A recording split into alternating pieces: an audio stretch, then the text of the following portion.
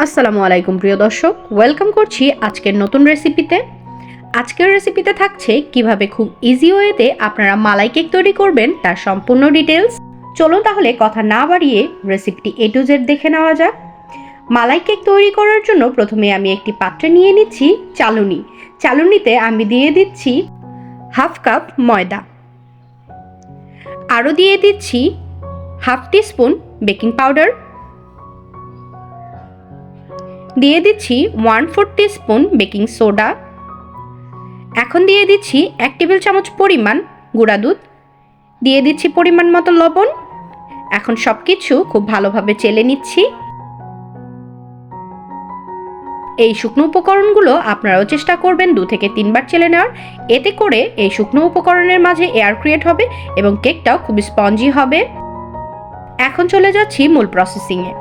প্রথমে আমি ডিমের ফোম তৈরি করার জন্য 2টা ডিম ভেঙে নিচ্ছি। এই পর্যায়ে ডিমের সাদা অংশ আর কুসুমটা আলাদা করে বিট করে নিব, কেননা ডিমের কুসুম আর যে সাদা অংশটা রয়েছে এটা আলাদাভাবে বিট করলে ডিমের ফোমটা প্রপারলি ক্রিয়েট হয়, এতে করে কেকটা অনেক স্পঞ্জি হয়। আমি এখন সাদা অংশটা এভাবে বিট করে নিচ্ছি। আমি বিট করার সময় মিডিয়াম স্পিডে বিট করেছি। এখন দিয়ে দিচ্ছি পরিমাণ মতো চিনি। আমি এখানে 1/3 কাপ পরিমাণ চিনি ব্যবহার করেছি। আমি চিনিটা 2 বার থেকে 3 বারে দেওয়ার চেষ্টা করেছি, আপনারাও এই কাজটি করবেন। কেননা ডিমের ফোম তৈরি করার সময় একেবারে চিনি ঢেলে দিলে ডিমের ফোমটা ভালোভাবে ক্রিয়েট হয় না, ডিমের ফোমটা বসে যাওয়ার সম্ভাবনা থাকে।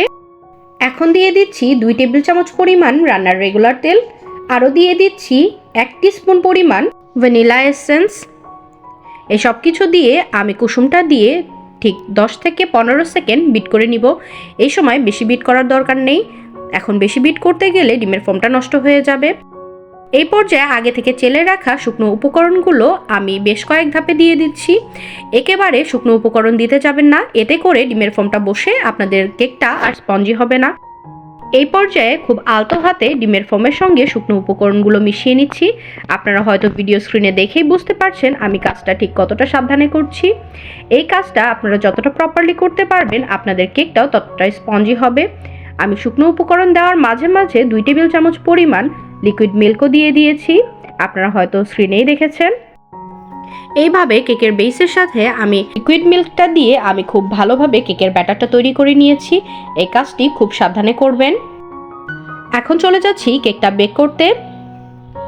আমি যেহেতু কেকটা চুলায় বেক করব, তাই আমি পূর্বে থেকে প্রিপারেশন নিয়ে রেখেছি। আজকের কেকটি বেক করার জন্য আমি হিট প্রুফ একটি বাটি নিয়েছি। এই বাটিতে এখন আমি কেকের ব্যাটারটা খুব ভালোভাবে ঢেলে দিচ্ছি।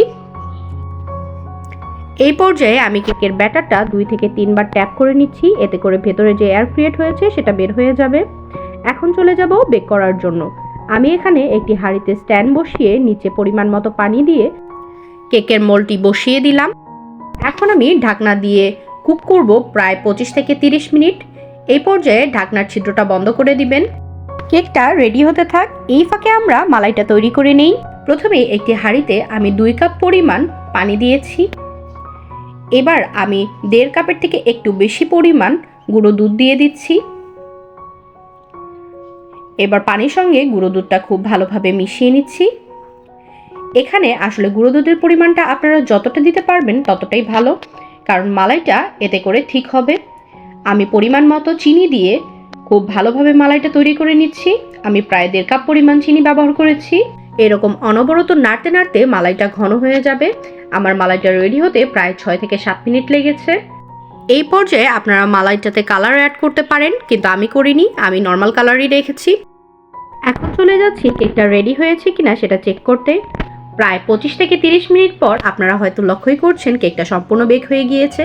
এখন আমি কেকটাকে ঠান্ডা করে একটি টুথপিকের সাহায্যে কেকটাকে খুব ভালোভাবে খুঁচিয়ে নিচ্ছি।